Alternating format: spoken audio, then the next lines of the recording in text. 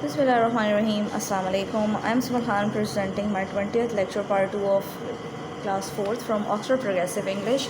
Unit number 8 plus 9 gifted children plus the magic glove. Lesson number 3 plus 1 a reading biographies plus listen and speak. Sentences lettered or as your homework. ठीक है.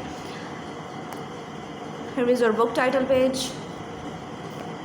Reading biographies. ठीक है, biographies क्या होता है? जो हम किसी के बारे में कोई इन्फॉर्मेशन या कोई नॉलेज पढ़ते हैं, ठीक है, वो बायोग्राफी होती है. अब यहाँ पर है गिफ्टेड चिल्ड्रन. मैंने आपको बताया था कि हमारा गिफ्टेड चिल्ड्रन हमने इन्होंने लेसन का नाम क्यों दिया हुआ है यूनिट का. उन्होंने यूनिट का नाम यही दिया हुआ है कि ये छोटे छोटे बच्चे हैं एट द एज ऑफ 12, 13 और 10, ठीक है, अराउंड इतने ही. उन्होंने बहुत बड़े बड़े काम किए हैं. जो गिफ्टेड चिल्ड्रन हो बेसिकली वो होते हैं जिनकी जो माइंड होता है बाय बर्थ अल्लाह ताला की तरफ से बहुत ज़्यादा एक्स्ट्रा ऑर्डिनरी होता है. इंटेलिजेंट होते हैं बट एक्स्ट्रा ऑर्डिनरी होते हैं. ठीक है, यहाँ पर हम पढ़ लेंगे कुछ 3 बच्चों के बारे में.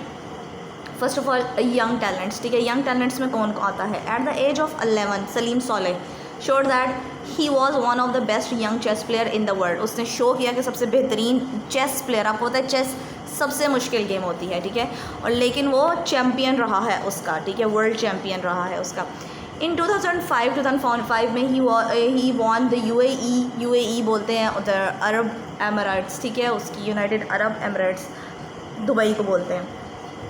National chess championship in Sharjah में ये चैम्पियनशिप हुई थी. आफ्टर द मैच के बाद Salim Solih said I am pleased and surprise I wasn't nervous. ठीक है, वर्ड्स को याद रखना है आपने, इसके अकॉर्डिंग हम ब्लैंक्स फिल करेंगे. कह रहा है मैं नर्वस तो बिल्कुल भी नहीं था. The match was a difficult game. कह रहा है ये मैच था थोड़ा मुश्किल था. At the finish and I didn't have much time, और मेरे पास बिल्कुल टाइम बहुत कम था. आपको पता है जब मैचेस होते हैं तो क्या होता है, एक टाइम फिक्स किया हुआ होता है उन्होंने, और क्लॉक जो है वो जो है अपने बज़र पे बच जाती है उनकी कि या अब आपका टाइम ख़त्म हो गया है. तो वो जितना भी जिनके पॉइंट्स बनते हैं उस हिसाब से वो लोग गेम को फाइनलाइज कर देते हैं. I have just manage to spot the winnings move. वो कह रहा है कि मुझे विनिंग मूव स्पॉट करनी ही करनी थी.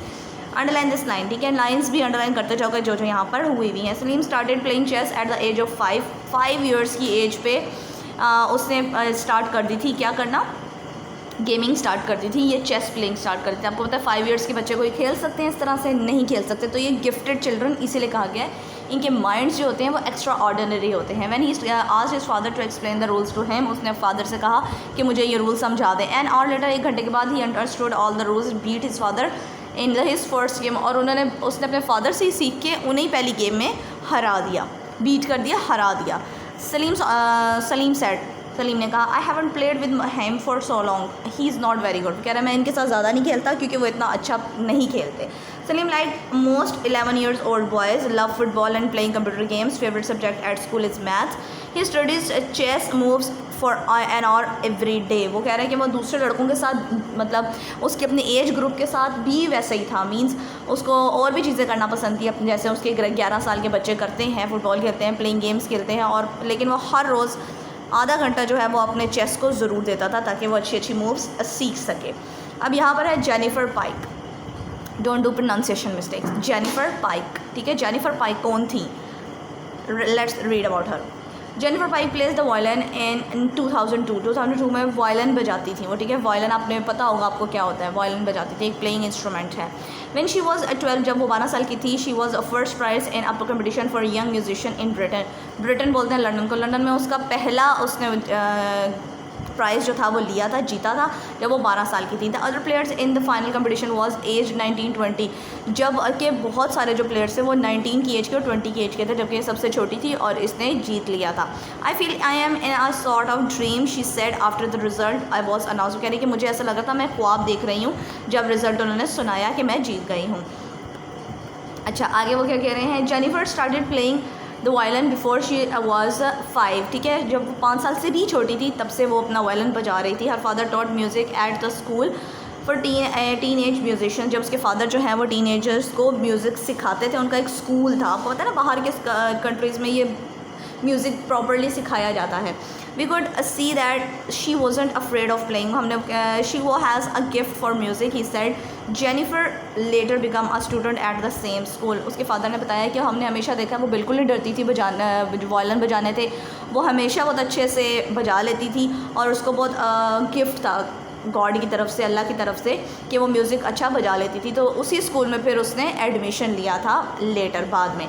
Jennifer love swimming, tennis and table tennis, ये सी चीज़ें उसको बहुत पसंद थी। एंड हर मदर सेड, उसकी मदर ने बताया था ये बात, she can't play for basketball because she में हर्ट हर हैंड्स, उसको बास्केटबॉल खेलना नहीं पसंद थी क्योंकि वो हार्ड होती है तो उसके हैंड्स में पेन हो जाती थी। Jennifer practices her violin for 3 to 4 hours a day, 3 से 4 घंटे वो डेली बेसिस पे वायलिन की प्रैक्टिस करती थी। She even continues to practice the music in her head whenever she finds time in school. वो हमेशा म्यूज़िक की जो अपनी ट्यून्स होती थी ना, वो दिमाग में भी बनाती रहती थी जब भी वो फ्री बैठी हुई होती थी, स्कूल में भी या कहीं पर भी। अब है ग्रेग स्मिथ। अब ये ग्रेग स्मिथ कौन है, ठीक है। Greg Smith was born in USA इन 1990 में पैदा हुआ था USA में। He is one of the brightest boys in the world. ये पूरी दुनिया में एक बहुत अच्छा और माना जाना वाला लड़का समझा जाता था। When he was 3 months old, जब वो 3 महीने का था, ही सेड डाडा, उसने तब से बोलना शुरू कर दिया था। आपको एक नॉर्मल किड जो होता है 3 महीने का, क्या वो बोल सकता है 3 months का? नहीं बोल सकता। सो ये गॉड गिफ्टेड चिल्ड्रन, इसीलिए इनको कहा गया है कि ये बोल सकता था। He could recite books for memory his first birthday, जब वो 1 साल का था तब से ही वो बुक्स को पढ़ना शुरू कर दिया था और उसकी मेमोरी इतनी अच्छी हो गई थी। He was answering maths problems eight 14 months, जब वो 14 महीने का था, यानी 1 साल 4 महीने का था, तब से वो मैथ्स प्रॉब्लम भी सॉल्व करने लग जाता था। His parents realize that he was a super clever. उसके पेरेंट्स ने स्पेशली एट मैथ्स, उसके पेरेंट्स ने देखा कि ये तो बहुत ज़्यादा क्लेवर है, बहुत इंटेलिजेंट है, स्पेशली मैथ्स में। So they found the right school for him, फिर उन्होंने उसको स्कूल में एडमिशन करवा दिया। व्हेन ही वाज 8, जब वो 8 साल का हुआ, he passed his final high school exam with the top grades. उसने क्या किया, फाइनल स्कूल्स पास कर लिए, मीन्स अपना कॉलेज भी कंप्लीट कर लिया। 10 years old early then most kids, 10 साल जब वो नॉर्मल बच्चे उस एज में पहुँचते हैं, उस जगह पर पहुँचते हैं, उसने पहले ही ये सारा कुछ पढ़ लिया हुआ था। ही then went to the university and become doctor of mathematics in 2005। 2005 में वो डॉक्टर ऑफ मैथमेटिक्स यानी PhD कर ली थी उसने मैथ्स के अंदर। Greg is also interested in international politics, उसको पॉलिटिक्स में बहुत इंटरेस्ट है। He has started his own organization to help young people. He wants a better life for poor children and children in war areas. उसने क्या किया, अपनी एक organization बनाई जिसमें वो गरीब बच्चों को और जो जंग से हालात से जो बच्चे होते हैं, जो बेसहारा रह जाते हैं, उनके लिए उसने एक ऑर्गेनाइजेशन बनाई। In 2004 Greg and his parents travel to 6 countries and 4 continents। He met many heads of states.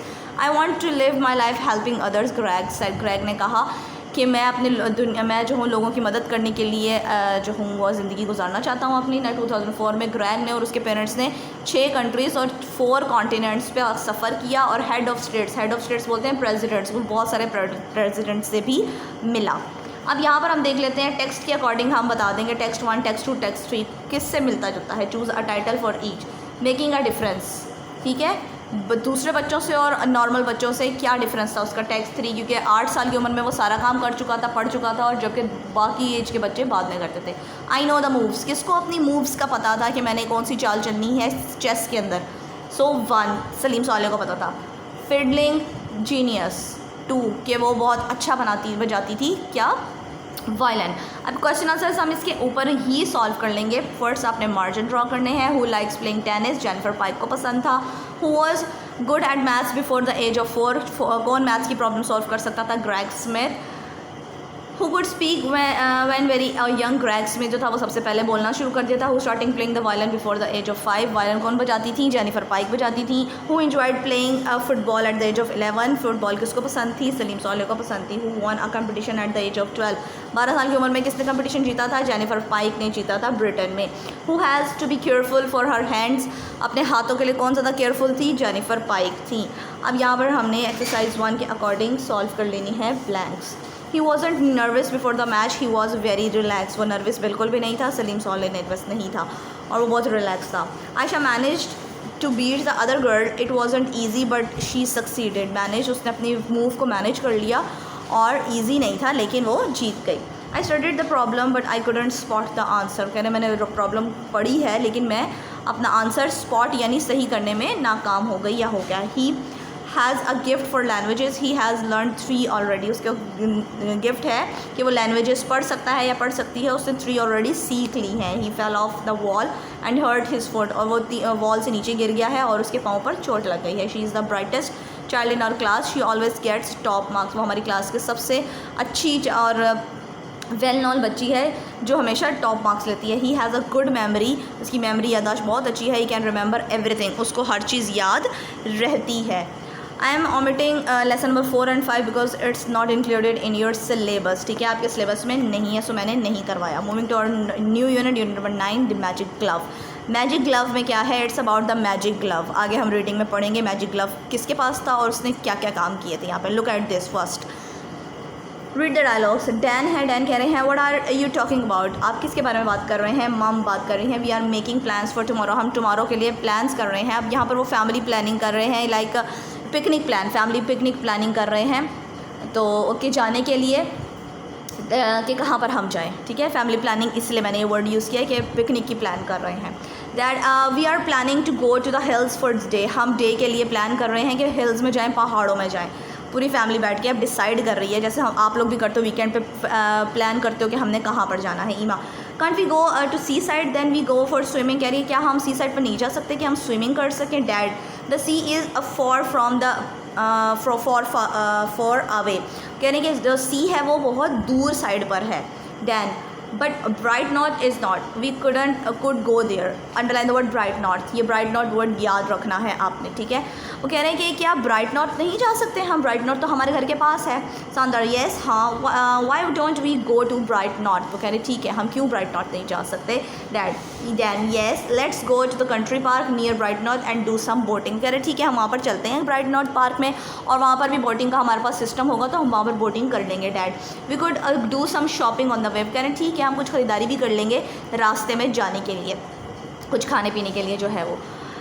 मम, shall we have a barbecue for lunch, कह रही क्या हम बारबेक्यू कर लें लंच के लिए? That sounds okay to me, कह रहा है मेरे लिए तो बिल्कुल ठीक है, कर लो।